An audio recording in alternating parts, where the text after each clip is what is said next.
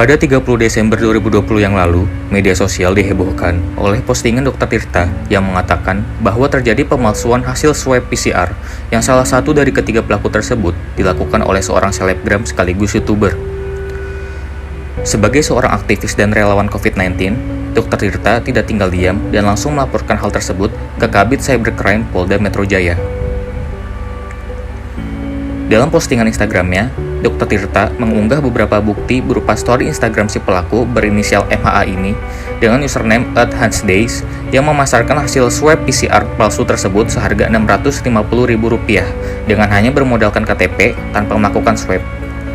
Harga tersebut jauh lebih murah dari harga pemeriksaan di bandara sebesar Rp900.000. Dr. Tirta sendiri sudah sempat menyuruh si pelaku untuk langsung menyerahkan diri ke kepolisian lewat direct messenger Instagram. Akan tetapi pelaku menyangkal belum menjual surat hasil swab palsu tersebut.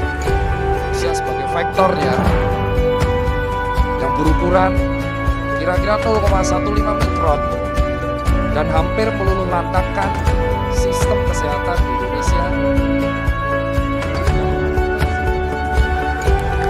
Pelaku tidak sendirian.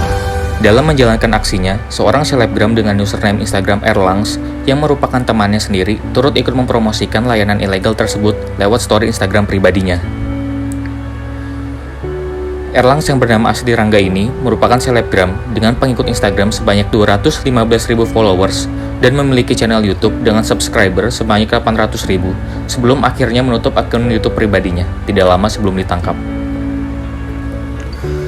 Dilansir kutipan dari Kabid Humas Polda Metro Jaya, yaitu Kombes Pol Yusri Yunus, mengatakan bahwa para tersangka hanya bermodalkan file PDF perusahaan lab atas nama PT Bumame Farmasi, yang kemudian dipalsukan dan memasukkan data KTP pemesan ke PDF tersebut. Yusri menambahkan bahwa MHA yang mempunyai file PDF perusahaan lab atas nama PT Bumame Farmasi lalu diedit oleh si MAIS lewat aplikasi Photoshop, kemudian dipromosikan oleh EAD, si pemilik akun Instagram Erlangs. Tercatat, sudah ada 2 pelanggan yang mentransfer ke Erlangs melalui akun email pribadinya.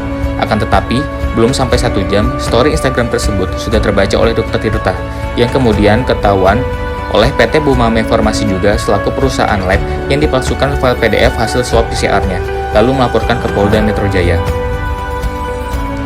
Akibat perbuatan melanggar hukum tersebut, pada Kamis 7 Januari 2021 yang lalu, polisi menangkap ketiga pelaku dan menjeratnya dengan ancaman pasal 32 Jungto, pasal 48 UU ITE dengan ancaman paling lama 10 tahun penjara, serta pasal 35 Jungto, pasal 51 ayat 1 UU ITE dengan ancaman 12 tahun penjara dan pasal 263 KUHP.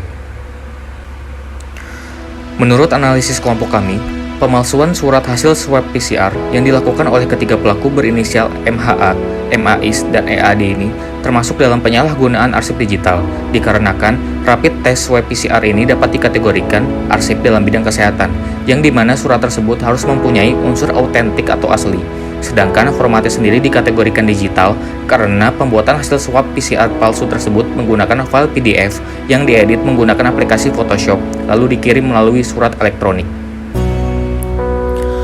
Kemudian mengenai hukuman serta pasal yang dikenakan terhadap pelaku, menurut kelompok kami sudah sesuai karena ketiga pelaku telah mengambil atau menyalin format surat hasil swab PCR dari PT Bumame Farmasi tanpa izin. Maka, tindakan tersebut dapat dikategorikan sebagai tindakan memindahkan atau mentransfer informasi elektronik dan atau data elektronik tanpa hak atau melawan hukum, yang mencerminkan pasal 32 UU ITE dengan ancaman hukuman atas perbuatan tersebut diatur dalam pasal 48 UU ITE dengan denda pidana penjara paling lama 10 tahun dan atau denda paling banyak Rp5 miliar. Selain memindahkan atau mentransfer informasi elektronik dan atau data elektronik tanpa izin, ketiga pelaku tersebut melakukan pemalsuan identitas berpura-pura atau seolah-olah menjadi instansi atau lembaga dalam layanan kesehatan yang resmi dengan tujuan agar hasil swab PCR tersebut dianggap asli untuk meraup keuntungan secara melawan hukum. Maka perbuatan tersebut merupakan pelanggaran terhadap pasal 35 Jungto, pasal 51 ayat 1 UU ITE dengan pidana penjara paling lama 12 tahun dan atau denda paling banyak Rp12 miliar.